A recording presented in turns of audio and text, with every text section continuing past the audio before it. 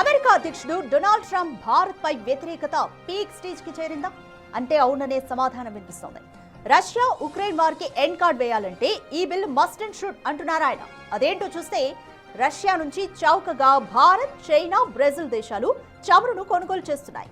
ఈ నిధులే రష్యాకు ఉక్రెయిన్ పై యుద్ధం చేసేందుకు దోహదపడుతున్నాయని గుర్తించిన అమెరికా ఒక బిల్లును ప్రవేశపెట్టనుంది. ఈ బిల్లుకు అధ్యక్షుడు గ్రీన్ సిగ్నల్ ఇవ్వగా వారం రోజుల్లో దీనిపైన ఓటింగ్ జరగనుంది.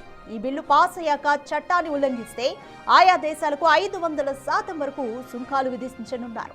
ఈ విషయం Republican senator Graham Lindsay X వేదికగా పోస్ట్ పెట్టారు. దీంతో ఈ బిల్లు వ్యవహారం వెలుగులోకి వచ్చింది. రష్యా నుంచి ఆయిల్ కొంటున్న దేశాల్లో చైనా తొలి స్థానంలో ఉండగా భారత్ సెకండ్ ప్లేస్ లో ఉంది.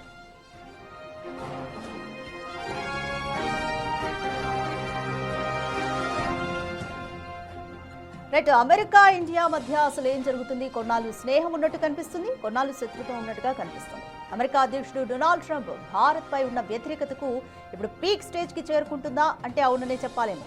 రష్యా ఉక్రెయిన్ వార్ కి ఎండ్ కార్డ్ వేయాలంటే ఈ బిల్లు మస్ట్ అండ్ షుడ్ అంటున్నారు ఆయన.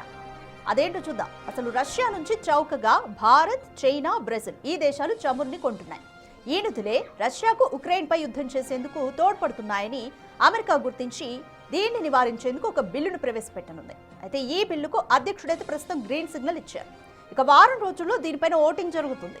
ఈ బిల్లు పాస్ అయితే ఒకవేళ చట్టాన్ని ఉల్లంఘిస్తే ఆయా దేశాలకు 500% వరకు కూడా తారిఫ్ను విధిస్తారు. ఈ విషయం Republican senator Graham Lindsay X వేదికగా పోస్ట్ పెట్టారు. దీంతో ఈ బిల్లు వ్యవహారం వెలుగులోకి వచ్చింది.